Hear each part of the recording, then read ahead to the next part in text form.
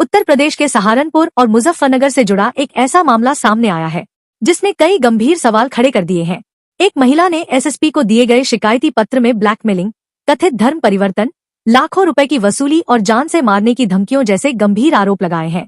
मुजफ्फरनगर के वरिष्ठ पुलिस अधीक्षक को दिए गए एक शिकायती पत्र में सहारनपुर जिले की रहने वाली एक महिला ने दावा किया है कि उसके पति को कथित तौर पर कुछ लोगों ने अपने जाल में फंसाया, नशीला पदार्थ देकर आपत्तिजनक वीडियो बनाए और फिर ब्लैकमेलिंग शुरू कर दी। शिकायत में यह भी आरोप लगाया गया है कि पीड़ित परिवार से लाखों रुपए की मांग की गई। महिला का दावा है कि अब तक लगभग 17 लाख रुपए लिए जा चुके हैं। शिकायती पत्र में महिला ने यह भी आरोप लगाया है कि उसके पति पर दबाव बनाकर धर्म परिवर्तन कराया गया। हालांकि इन आरोपों की अभी तक पुलिस द्वारा पुष्टि नहीं हुई है। महिला का आरोप है कि 4 जून 2026 को कुछ लोग उसके घर पहुंचे, तोड़फोड़ की, गाली गलौज की और कथित तौर पर जातिसूचक शब्दों का इस्तेमाल करते हुए धमकियां दी। एक शिकायत में जान से मारने की धमकी का भी जिक्र किया गया है। सबसे बड़ा सवाल ये है कि अगर शिकायत में लगाए गए आरोप सही हैं, तो मामला बेहद गंभीर है। वहीं दूसरी ओर जिन लोगों पर आरोप लगाए गए हैं, उनका पक्ष सामने आना भी उतना ही जरूरी है। फिलहाल यह पूरा मामला शिकायत के आधार पर सामने आया है। पुलिस जांच के बाद ही सच्चाई स्पष्ट हो पाएगी। क्या वास्तव में ब्लैकमेलिंग और वसूली का कोई बड़ा नेटवर्क काम कर रहा था? क्या शिकायत में लगाए गए आरोपों में दम है? इन सभी सवालों के जवाब अब पुलिस जांच पर टिकी है।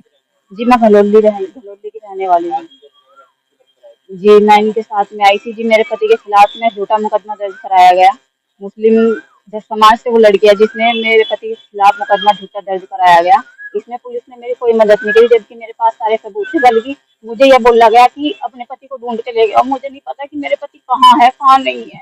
उल्टा मेरे पे दबाव बनाया जा रहा है कि फैसला कर लो। फैसला मुझे नहीं चाह रहा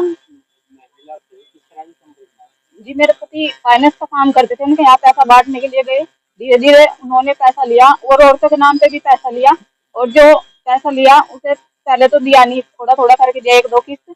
उसके बाद में अपनी लड़की को, उसकी माँ का नाम सानो है, सानो साइस्ता, अपनी बेटी को मेरे पति के साथ में लगा दिया उन्होंने।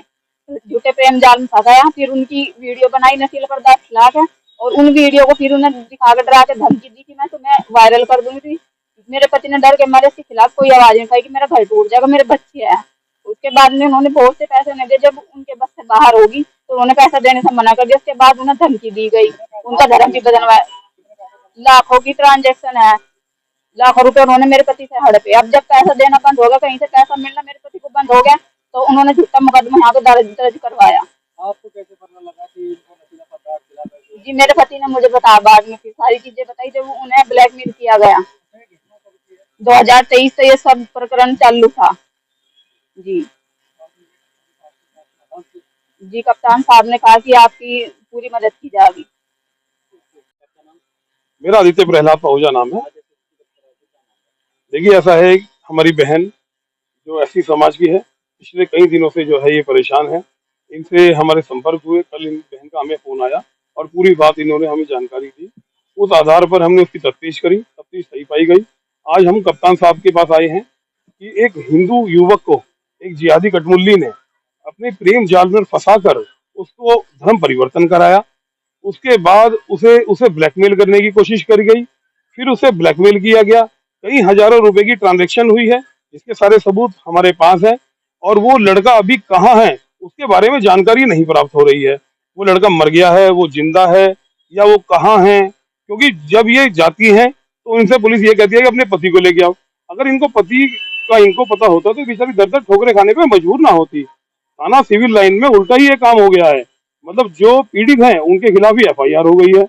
और जिस संबंध में आज हम कप्तान साहब से मिले हैं, कप्तान साहब से हमने सारी चीजें सबूत दिखाए हैं, और हमें कप्तान साहब पर ये जो है एक लड़की है, उसने अपने प्रेम जाल में फंसाया।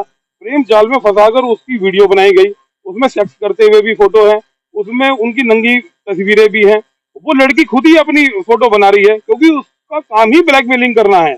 और ऐसे कई मामले पहले भी उस लड़की के बारे में हमें सुने जा चुके हैं। वो लड़की पहले अपने प्रेम जाल में फंसाती है, प्रेम जाल में फंसाने के बाद में उसकी नंगी फोटो खींचती है, उसके साथ सेक्स करती है, वो सेक्स करते हुए फोटो खींचती है, और फिर उसे धमकी देती है कि इतने 1000 रुपए, इतने लाख रुपए ट्रांसफर करो, नहीं तो हम जो है आपका इंस्टाग्राम पे आपको जो है फेमस कर देंगे। आप जो है पूरे जितने भी सोशल मीडिया है वहाँ पे आपकी वीडियो डाल दी जाएगी, जिसमें वो सारी की सारी चैट आज हमने जो है कप्तान साहब को दिखाई। उस प्रकरण में पीड़ित के ऊपर मुकदमा दर्ज हो गया। यही तो बात ताज्जुब की है। मुकदमा उन जिहादियों के ऊपर होना चाहिए, उस जिहादी कठमुल्ली के खिलाफ होना चाहिए, और मुकदमा हो रहा है पीड़ित के खिलाफ। पीड़ित पर उसमें जो है 351, 352, 69 अन्य धाराओं के अंदर जो है अंतर्गत सिविल लाइन में मुकदमा दर्ज हुआ है। कप्तान साहब पर हमें पूरा विश्वास है, पूरा भरोसा है। जिस तरीके से हमारे शहर में, हमारे जिले में जो है क्राइम बहुत कम हो रहा है कप्तान साहब के नेतृत्व में, और इस तरह की जितने कप्तान साहब ने ऑर्डर कर दी है, ये एफआईआर जो है इसकी जांच कर एफआईआर कैंसिल हो, और उसके बाद जो है जो जिहादी लोग हैं उन सबको जो है जेल भेजने का काम किया जाएगा।